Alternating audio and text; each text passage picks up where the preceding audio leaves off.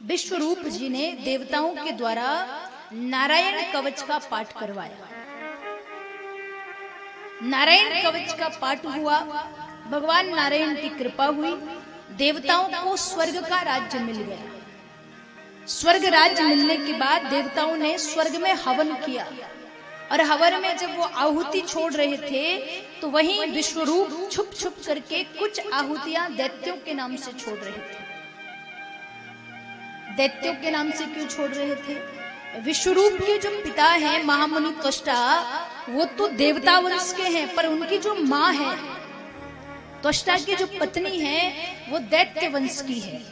तो ननिहाल पक्ष के लिए छुप छुप करके विश्वरूप जी आहुतियां छोड़ रहे थे।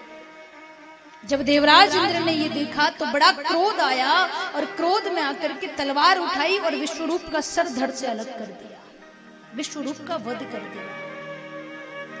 विश्वरूप की मृत्यु के बाद महामुनि त्वष्टा ने यज्ञ से एक वृत्तासुर नाम के वीर को प्रकट किया। वृत्तासुर के साथ इंद्र ने युद्ध किया, खूब समय बीत गया। जब वृत्तासुर के नाम के महात्मा जी तपस्या कर रहे हैं, उनकी हड्डियां दान में मांग करके इंद्र लाए। उन हड्डियों का वज्र बनवाया, वृत्तासुर पर चढ़ाई करी और जब वृत्तासुर पर वज्र का प्रहार किया तो वृत्तासुर का दैत्य शरीर छूट गया। दो ब्राह्मणों का वध किया, ब्रह्म हत्या लगी। ब्रह्म हत्या जब लगी तो उस पाप जब प्रायश्चित पूर्ण हो गया तब भगवान ब्रह्मा जी आए। ब्रह्मा जी ने इंद्र को बुलाया। इंद्र की ब्रह्म हत्या को ब्रह्मा जी ने 4 भागों में विभाजित करके 4 स्थानों पर विस्तारित कर दिया, 4 स्थानों पर बांट दिया। ब्रह्म हत्या कहां कहां दी?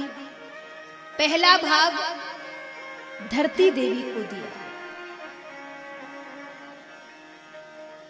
धरती पे ब्रह्म हत्या कहां नजर आती है?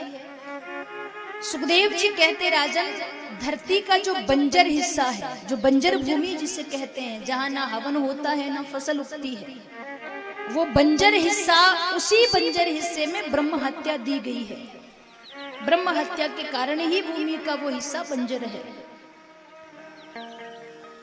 धरती पर जो वृक्ष उगते हैं उन वृक्षों पर भी ब्रह्म हत्या की परछाई पड़ती है। वृक्षों में भी ब्रह्म हत्या नजर आती है। कहां पर? जब हम पेड़ों पर कोई घाव लगा दें, कटाक्ष लगा दें, तो उन वृक्षों से जो पानी निकलता है, जो रस निकलता है, जिसे हम गोंद कहते हैं,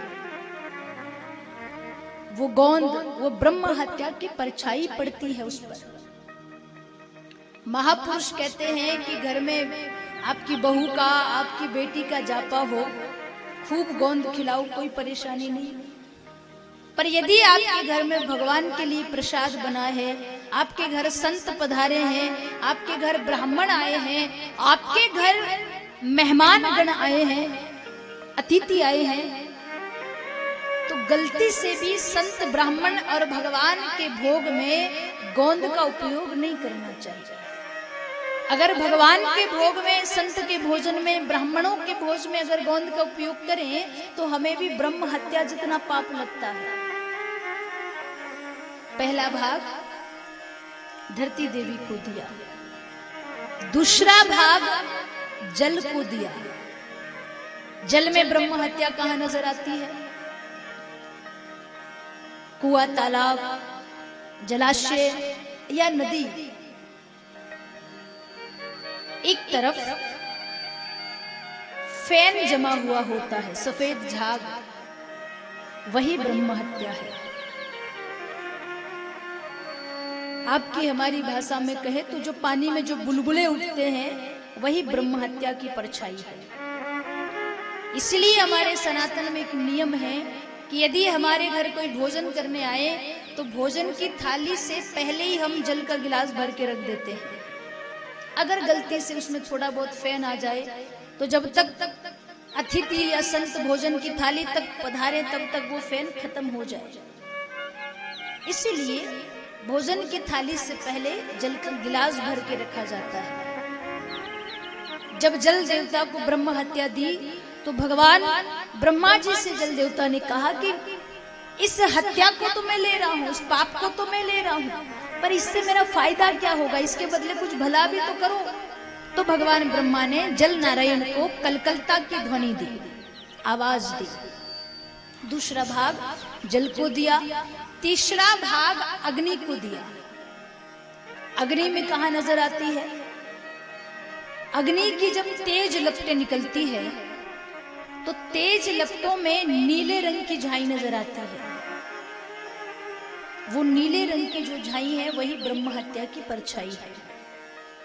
जब कभी आप हवन करें, यज्ञ में बैठे, कई बार घी पर घी, आहुति पर आहुति जब यजमान जी डालते हैं और यज्ञ की अग्नि जब तेज होने लगती है तो जो यज्ञाचारी जी होते हैं वो अपने पास पंचामृत बना करके रखते हैं। जैसे अग्नि तेज होती है वो पंचामृत यज्ञ कुंड में डाल देते हैं ताकि अग्नि शांत हो जाए। महापुरुष कहते हैं अगर हवन की अग्नि में वो नीली झाई नजर आ जाए तो यज्ञ का सारा पुण्य नष्ट हो जाता है। इसी कारण दक्षिण भारत में कई स्थान ऐसे हैं जहां भागवत कथा के बाद वो हवन नहीं करवाते, या तो गीता पाठ करवा देंगे या तो कोई दूसरा जाप करवा देंगे। वो कहते हैं अगर गलती से भी वो नीली झाई नजर आ गई तो हमारी भागवत का सारा पुण्य चला जाएगा। तीसरा भाग अग्नि देवता को दिया, चौथा भाग नारी जाति को दिया।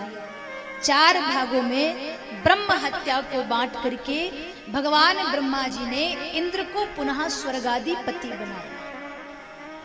सुखदेव जी महाराज कहते इस प्रकार इंद्र को ब्रह्म हत्या का पाप लगा।